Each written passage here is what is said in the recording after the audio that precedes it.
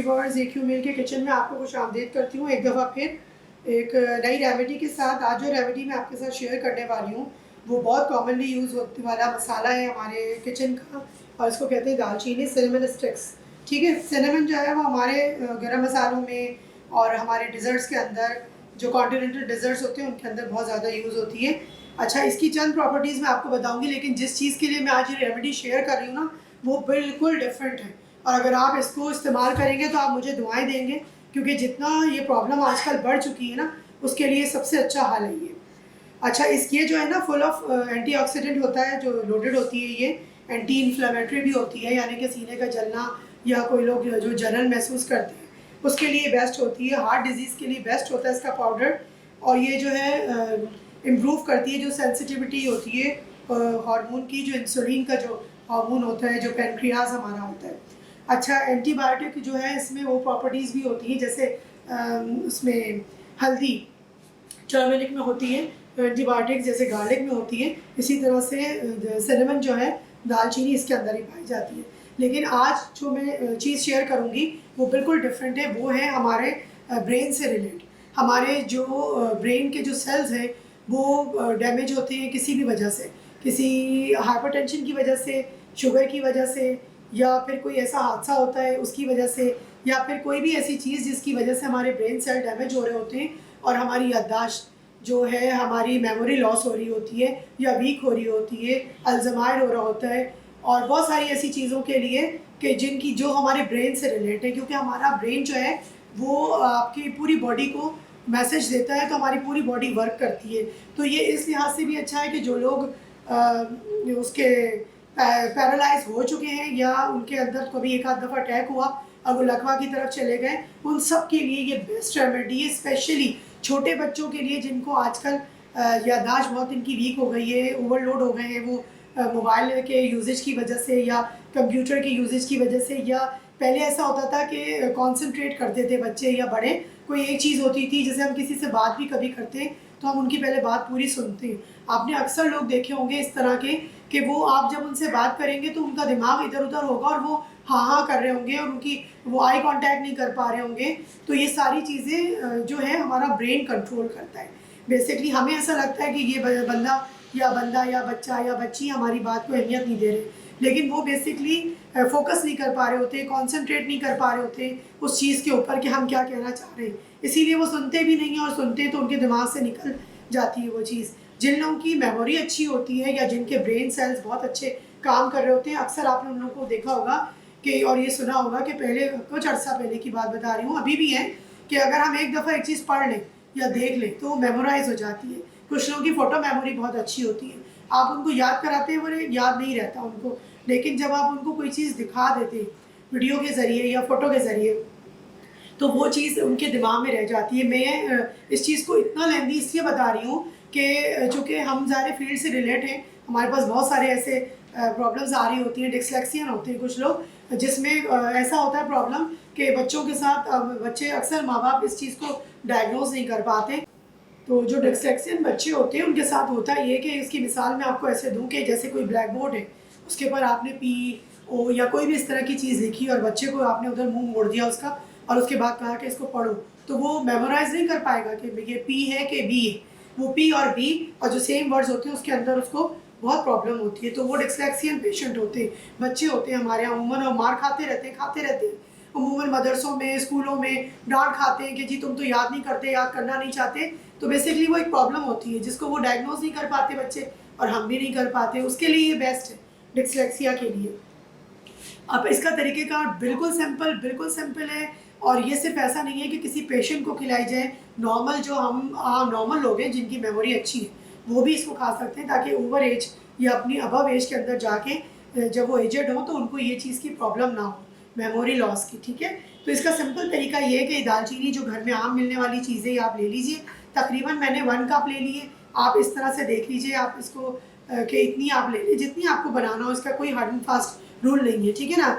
Hard and fast rule जब होगा इसका, जब हम इसको पीस के इसका पाउडर बनाएंगे, उस वक्त मैं आपको बताऊंगी कितना आपने इंटेक करना है और दिन में कितनी दफ़ा करना है, बच्चों के लिए कितना होना चाहिए और बड़ों के लिए कितना होना चाहिए।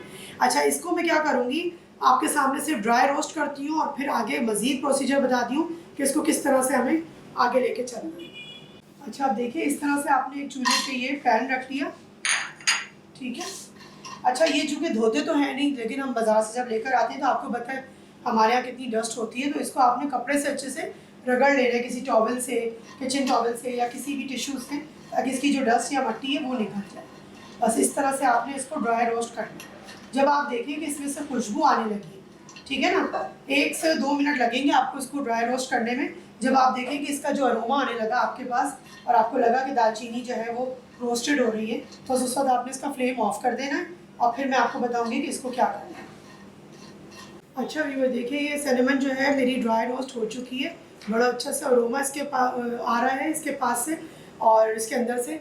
अच्छा, अब मुझे क्या करना है, इसको सिंपल पीसना है। एक ड्राई रोस्ट मशीन जो होती है हमारा कॉफ़ी ग्राइंडर, वो उस तरह का आप ले लीजिए इसको, ठीक है। इसमें कुछ भी नहीं करना, सिंपल सा मैंने इसको डाला ये सब और इसको, ठीक है, और मैं इसको पीसती हूँ और आपको दिखाती हूँ पीस के पाउडर। अच्छा व्यूवर्स, देखिए ये रेमेडी हमारी तैयार है जो मैंने आपको बताई है। ब्रेन पावर बूस्टर समझ लीजिए इसको, ब्रेन की रेमेडी समझ लीजिए इसको, ब्रेन का टॉनिक समझ लीजिए इसको, ब्रेन का मेमोरी इन्हेंसर पाउडर समझ लीजिए इसको। बस आपको यूज़ करना है और बच्चों को यूज़ करवाना है ये, और तो बहुत सारी चीज़ों पे असर करेगी, लेकिन जब आप मेमोरी के ऊपर इसका असर देखेंगे ना तो आप लोग दुआएं देंगे मुझको। अच्छा, इसका जो इस्तेमाल है वो देख लीजिए, ये जो है ना ये है 1/4 टीस्पून मेरा, ठीक है, जो लेवल का हमारा होता है 1/4 चम्मच, ये है बच्चों की खुराक, ठीक है। एक दिन में आप एक दफ़ा देंगे, महीने के बाद आप इसको डबल कर सकते हैं।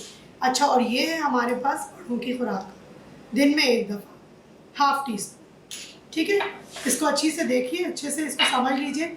ये है 1/4 टीस्पून, ये है 1/2 टीस्पून, दिन में एक दफ़ा। एक महीने के बाद जब आपकी, देखिए जब तक हम बॉडी को कोई चीज़ का आदी नहीं करते, जब तक बॉडी आदी नहीं होती है, कभी कभी उसका एक्शन का रिएक्शन होता है। तो आपको देखें, खुद जज कीजिए अपने आप कि आपको ये खाने के बाद कोई, या बच्चों को देने के बाद कोई ऐसी प्रॉब्लम तो नहीं हो रही, तो खुराक आप आदी कर दीजिए इनसे। लेकिन अभी ये जो मैंने आपको मकदार बताई है ये बहुत एक्यूरेट मकदार है, इसका कोई साइड इफ़ेक्ट नहीं है, बल्कि इसका फ़ायदा ही फ़ायदा होगा और आप लोग कहेंगे कि वाकई क्या रेमेडी बताई थी। आपने बहुत सारी चीज़ों में सुना होगा, लेकिन ये मेरी खुद की आजमाई हुई और बहुत सारे लोगों पे आजमाई हुई। आपको पता है मैं क्यों आपको कभी कोई ऐसी रेसिपी नहीं देती है कि जो एक्सपीरियंस ना की हुई हो, कि ऐसा नहीं है कि मैं आपको बताऊं और आप लोग एक्सपीरियंस करें इसको और आप इसके गुड और बैड फैक्टर्स को देखें।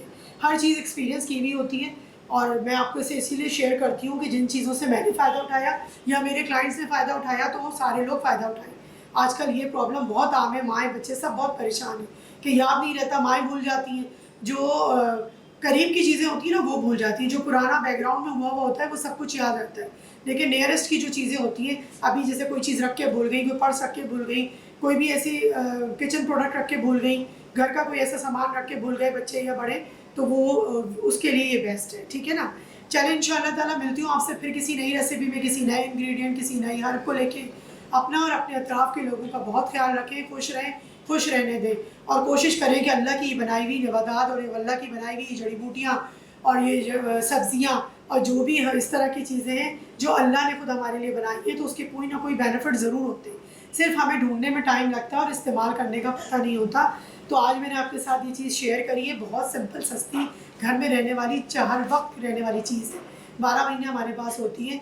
आप इसको सर्दी गर्मी इस्तेमाल कीजिए। एक चीज़ और है, हमारे यहाँ हर चीज़ के लिए सोच लिया जाता है कि ये गर्म होंगे, तो प्लीज़ इसको अपने दिमाग से निकाल दीजिए। जितनी गर्म इस चीज़ों में होती है ना, उससे कहीं ज़्यादा गरमाई जो है वो जो कुकिंग ऑयल हम इस्तेमाल करते हैं ना उसके अंदर होती है, लेकिन हम लोगों को चूँकि उसके बारे में पता नहीं होता, हम वो बेदरग इस्तेमाल कर रहे होते हैं और इन चीज़ों के बारे में हम सोचते हैं कि लौंग गर्म है, दालचीनी गर्म है, तो बड़ी इलायची ये है। ऐसा कुछ नहीं होता। ये अल्लाह ताला ने हर चीज़ को, ये देखें, खाने वालों को कभी बादी नहीं होती, कभी बीपी हाई नहीं होता उनका, कभी उनको शुगर नहीं होती है, अगर वो रेगुलरली ये सब चीज़ें यूज़ करते हैं। तो अब बहुत ज़रूरत है कि आप अपने बच्चों का बहुत ध्यान रखें, क्योंकि अब जो बच्चे खाते हैं, पहले के बच्चे वो सब नहीं खाते थे, उनको वो सब चीज़ें बहुत अच्छा खाने को मिलता था, सस्ता होता था, कम कीमत होता था, लेकिन फ़ायदेमंद बहुत होता था। आज हम महंगे से महंगी चीज़ बच्चों को खिला रहे हैं, लेकिन बिल्कुल मतलब कोई फ़ायदा नहीं है उसका, उससे बच्चों को कुछ नहीं मिलने वाला, जितना भी बच्चा आजकल जो भी खा रहे हैं। इसको बनाइए और मुझे दुआओं में याद रखिए। हमेशा की तरह से यही कहूँगी, ईट हेल्दी फील हेल्दी।